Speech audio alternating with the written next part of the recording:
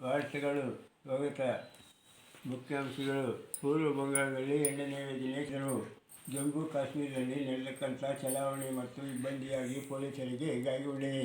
ಅವರು ಬೆಂಗಳೂರು ಸಂಜೆ ಆಸ್ಪತ್ರೆಯಲ್ಲಿ ಅಡ್ಮಿಟ್ ಮಾಡಿದರು. ಅವರಿಗೆ ಬೇಕಾದ ಸೌಕರ್ಯಗಳನ್ನು ಮಾಡಿಕೊಡಲಾಗಿದೆ ಎಂದು ಹೇಳಿದರು. ಅದ್ವಾನಿ ಹೇಳಿದರು. ಸೌಕರ್ಯ ಏನೆಂದರೆ ಹಾಲು, ಬ್ರೆಡ್ ಮತ್ತು ಬಿಸ್ಕತ್ತು, ಕಿತ್ತಳೆ ಹಣ್ಣು, ಮಾಂಸ ಮಾಡಿಕೊಡಲಾಗಿದೆ ಎಂದು ಅವರು ತಿಳಿಸಿದರು. ಈಗ ಮತ್ತೊಮ್ಮೆ ವಾರ್ತೆಗಳ ಮುಖ್ಯಾಂಶಗಳು. ಚಿಂತಾಮಣಿ ಮುಂಭಾಗದಲ್ಲಿ 4 ಎಕರೆಗೆ ಮಾತ್ರ 200 ಕೋಟಿ ರೂಪಾಯಿಗಳನ್ನು ನೀಡಲಾಗಿದೆ ಎಂದು ರಾಜ್ಯ ಸರ್ಕಾರ ಮಂಜೂರು ಮಾಡಿದರು. ಅವರಿಗೆ ಬೇಕಾದ ಸೌಕರ್ಯವನ್ನು ಮಾಡಿಕೊಡಲಾಗಿದೆ ಎಂದು ರಾಜ್ಯ ಸರ್ಕಾರವನ್ನು ಉಲ್ಲೇಖಿಸಲಾಗಿದೆ. ವರ್ತಮಾನ.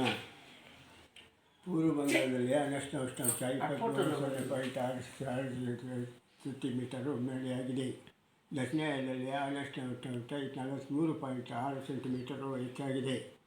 ಈಗ ಜಲಾಶಯ ನೀರಿನ ಮಟ್ಟ ತುಂಗಭದ್ರಲ್ಲಿ 26,300 ಮೀಟರ್ನಷ್ಟು ಹೆಚ್ಚಾಗಿದೆ. ಈ ಮೀನುಗಾರರಿಗೆ ಏನು ಹೆಸರಾಗಿಲ್ಲ.